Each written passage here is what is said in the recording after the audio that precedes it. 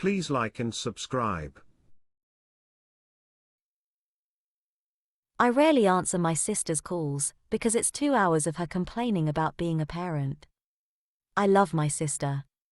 But I swear all she does when she calls is complain about all the things she can't do because she has kids. I get it. She has no life, no friends, and she's taking care of the kids by herself. God forbid we talk about anything other than how tired she is all the time. I will go 30 to 40 minutes without saying a word. I just put the phone down and let her get it out until she's done. I'm about to just suggest adoption. Maybe I can get my sister back. The thing I keep experiencing about child-free life is that we're supposed to stay silent about how happy we are with our life choices, while also remaining available to listen to endless witching from people with kids. And it's usually something like, "Oh, you just don't know how bad it is. I get no privacy, no sleep, no sex, no time to do anything fun." And it's like, yeah, I actually do know. Because I thought about these things ahead of time. That's why I don't have any effing kids. But instead we have to nod along and say, "I'm so sorry." That must be frustrating, forever and ever into eternity. Yeah, and we are not supposed to have problems. You can't be tired, you are not a parent. You can't have debt, you are not a parent. Do you know much childcare costs? Right? We can't be too low or too high, just right in that neutral spot where they can attack us yet again with another story about how Aiden punched a kid at daycare, and Jaden smeared his diaper contents all over the walls, and little Brayden can't wean from nursing, and has chewed mommy's nipples clean off. Sips iced latte.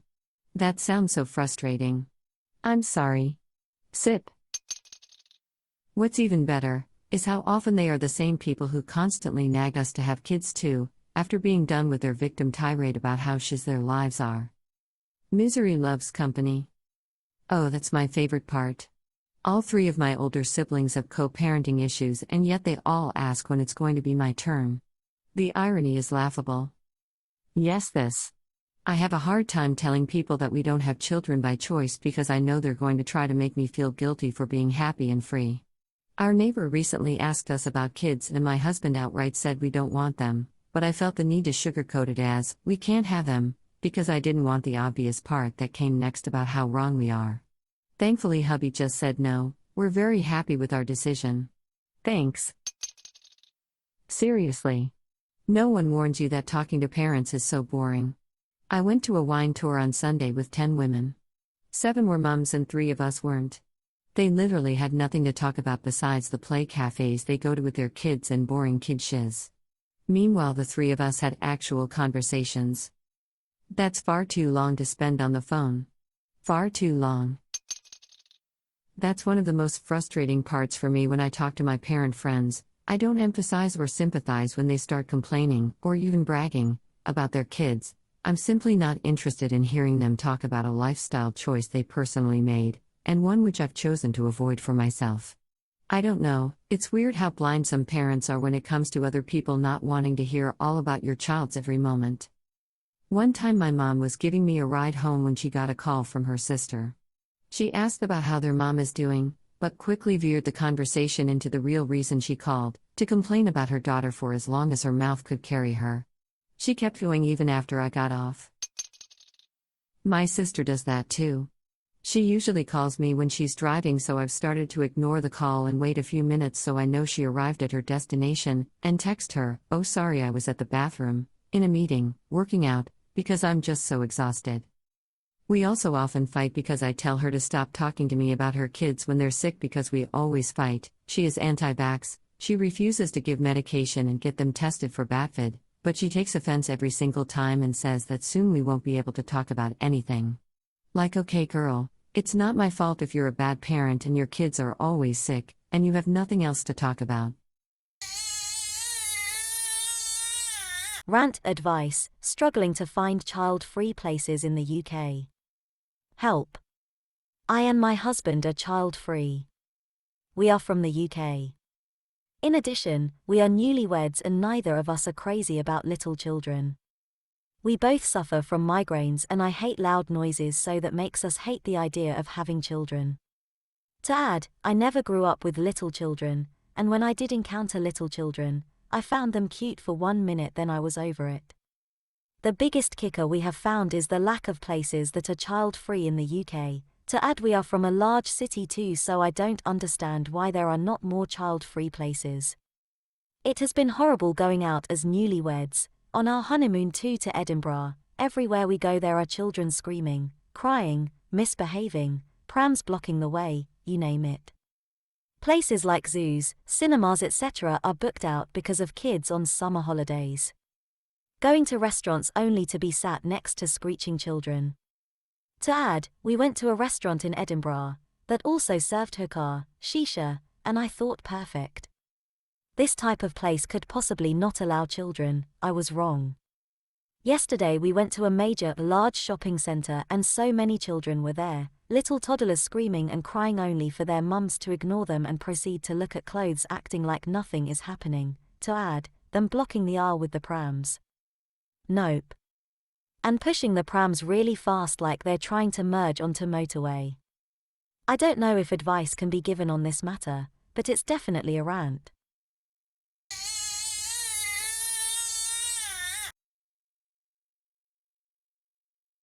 It blows my effing mind that some people decide to have even more children even when they cannot look after what they already have. I've seen women reject IUDs after giving birth because they don't care about the fact that they cannot afford the 5 children they already have. Some say it's against their beliefs or religion. So is making a child suffer because you've been irresponsible, and others babble on about how unhealthy IUDs are. They are relatively safe. The most common complication associated with IUDs is uterine puncture, and even that is a 1 in 1,000 chance. You're more likely to get weak as pelvic floor muscles that result in a uterine prolapse when you're older. I have seen that happen too. It makes me so sad to see that people keep pumping out children even when they know they cannot look after them. Those poor kids cannot access proper education. Hell, I'd be surprised if they had access to basic hygiene and proper, warm clothes in the winter. These people take pride in pumping out children, never mind the fact that their kids will suffer because their imbecile parents failed to provide for them. Abortion is already a big no-no. The parents feel utterly insulted at the slightest mention of it. Contraception is also a no-no, because these imbeciles believe conspiracy theories like, birth control is an American tool to make us infertile and to reduce certain populations. So imagine my surprise when some girl says that everyone deserves to have children and that no one should have control over that. God will help all parents in need, she said. Yes, Karen, absolutely. People who cannot provide for a single child come to our hospital for their 7th child, refuse any form of birth control or tubal ligation or vasectomy that we offer, and then scamper on home so they can share 2 loaves of bread and call it a day. I'm sick of people thinking that it's okay to force children to live subpar, unfulfilling lives just because they had the urge to breed, and that they are too cowardly to take responsibility for their idiocies. It isn't God's responsibility to pick up after you. I don't get why everyone expects God to do everything for them. It's your life, you have free will, it's your responsibility to do things right. No one has the right to force children to suffer just because they had the misfortune of falling into their womb. Do these people even deserve to have children? Why would we consider breeding as a basic human right that cannot be controlled when deadbeat fathers who won't provide for their families, and cruel grandmothers exist in this world? This is a world where mothers are pulled down by the weight of having to care for so many children with so little resources, while trying to manage the house, and meet the unreasonable expectations of their families. Who gives anyone the right to do that to a woman? I'm just done, honestly. I hate that humans are selfish and ignorant to a degree that they would force children into a life of misery and poverty. You are just some guy. Back when I used dating sites, I came across an interaction that still blows my mind, to this day. This guy was just so out of touch, so absurd, so bizarre. I make it clear on all my dating profiles that I do not want children. I put this in my bio, and tell people not to swipe like me if they do want children. We're clearly not going to be suited for each other, end of story. Anyway, this guy sends me a message on a site where you don't need to match to message them. He basically outlines that I look suitable for breeding, and that I would be a perfect match for him. Yuck. I reply and tell him that I'm not interested in children, and that it says this very clearly on my profile. Oh, well, I was hoping you'd come across me and change my mind. You see, I want to keep my bloodline going, and I think you would be suited for that. First of all, you are just some guy. This was the most blandest, average-looking guy ever. Nothing special about him. No attractive traits, no fancy job, he couldn't even dress well. He was literally just a bloke. Second, why on earth would I change my life choice to suit you? Like I said, he was just some guy, nothing desirable about him. Who the hell is going to view him, and suddenly drop everything just to fit his needs? I told him that my choice is firm, and that it's incredibly rude to expect this, that, and the other from me. He needs a reality check, and to get that done before he tries to keep his bloodline going. He brushed me off, and informed me that he would be here when I change my mind. I laughed and told him to F off, then blocked him. How on earth can anyone have such an entitled mindset? What is it with average blokes thinking they need to keep their special bloodline alive? And that us women will drop everything just to be with them? Nope. Interaction at work yesterday. Co-worker and regular customer, both moms of 2 or more now grown children, get into a discussion about how busy lives are, how it's so hard to get everything done, and then naturally the comparison comes up how much more busy and difficult their lives were when they had young kids. They don't know now how they managed it. They had to get so much more done every day, and how they never had time to do anything they wanted, and how just to get a minute to themselves they'd have to lock themselves in the bathroom so they could cry. There was a lot of that going on apparently, mom trying to hide crying from the kids. I know my co-worker loves her kids to bits and is most likely an excellent mom, but they were being very brutally honest about how hard it was and the emotional strain involved. After our regular left, co-worker turns to me with a grin. She knows I'm child-free and she 100% supports anyone's right to be. Co-worker said, I could hear you thinking, and that's why I have dogs. I said, and yet whenever people tell me about having kids, they say it's so wonderful, it's amazing, it's the best thing they ever did, no regrets. Co-worker replied, they lie. My mother-in-law thinks she's entitled to grandkids because they would bring so much joy to her life. She already has 2 young grandchildren who live in the same small town. She's mad that I've essentially robbed my husband from experiencing fatherhood because he has always loved children. He doesn't like kids either, and he and I are on the same page. We have been married for 11 years. She says we should have them because children are happiness and they have brought so much joy to her life. I said the world is a pretty scary, messed up place right now, and I personally think it's selfish and irresponsible to bring a baby into. I asked if she really thought it was a wise decision. She didn't answer me, but I could tell when she actually thought of it she agreed with me. Why are we the selfish ones?